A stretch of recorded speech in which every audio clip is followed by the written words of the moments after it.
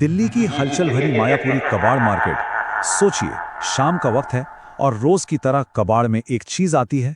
देखने में तो बिल्कुल मामूली सी, लेकिन किसी को अंदाजा भी नहीं था कि यही छोटी सी चीज जल्दी पूरे शहर के लिए एक जानलेवा खतरा बनने वाली थी। कहानी आगे बढ़ती है उसी रात जब हरिनगर की सड़कों पर मोहन सोलंकी नाम का एक आदमी पागलों की तरह भाग रहा था और बस यही चिल्ला रहा था।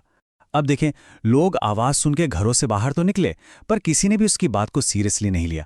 सबको लगा कि ये तो बस कोई अफवाह है। लेकिन अगली सुबह तक सब कुछ बदल चुका था।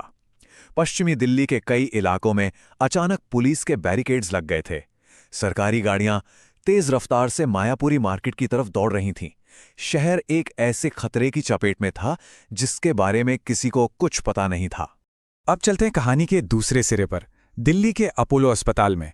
वहां पर भी एक अलग ही हलचल मची हुई थी। कुछ मरीज ऐसी अजीब और डरावनी शिकायतें लेकर आ रहे थे जिन्हें देखकर डॉक्टर्स भी हैरान थे। उनके लिए ये एक मेडिकल पहेली बन गई थी। तो लक्षण क्या थे?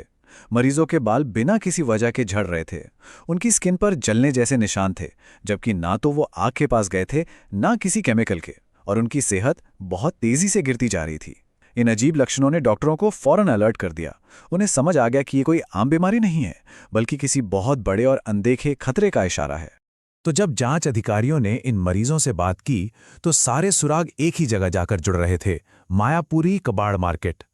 और पता चला कि वहीं का एक कबाड़ डीलर दीपक जैन खुद आईसीयू में जिंदगी और मौत के बीच झूल रहा था।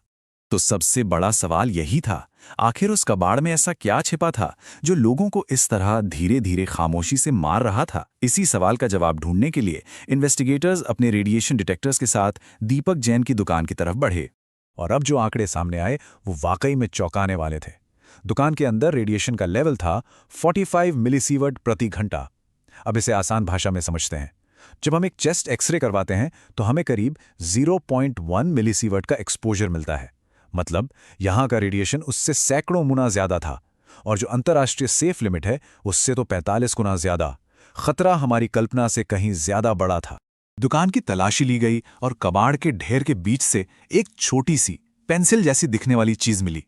दिखने में बिल्कुल मामूली, पर असल में यही उस पूरे जानलेवा जहर की जड़ थी। तो ये कोई मामूली मेटल का टुकड़ा नहीं था, ये था कोबाल्ट 60, एक बेहद खतरनाक रेडियो एक्टिव पदार्थ। इसे आमतौर पर कैंसर के इलाज की मशीनों में या फिर इंडस्ट्री में इस्तेमाल किया जाता है, लेकिन अगर ये अपनी सेफ शील्डिंग से बाहर आ जाए तो ये जानलेवा गामा किरणें छोड़ता है जो हमारे शरीर के सेल्स को तबाह कर देती हैं। जैसे ही खतरे की पहचान हुई, अधिकारियों ने फौरन एक बहुत बड़े लेवल पर इमरजेंसी ऑपरेशन शुरू किया। नाम रखा गया ऑपरेशन कोबाल्ट। मकसद एक ही था, किसी भी कीमत पर इस जहर को और फैलने से रोकना। और जब जांच आगे बढ़ी तो एक एक करके कुल 16, जी हां 16 ऐसी रेडियो एक्टिव पेंसिलें बरामद हुई।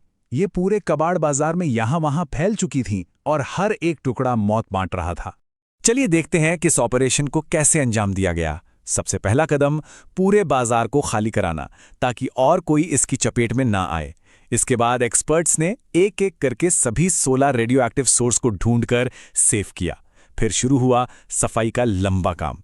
100 किलो संक्रमित कबाड़ और 400 किलो रेडियो एक्टिव रेत को वहां से हटाया गया, और आखिर में उस पूरी जगह को कंक्रीट की 6 इंच मोटी परत से हमेशा हमेशा के लिए सील कर दिया गया ताकि बचा खुचा रेडिएशन कभी बाहर ना आ सके।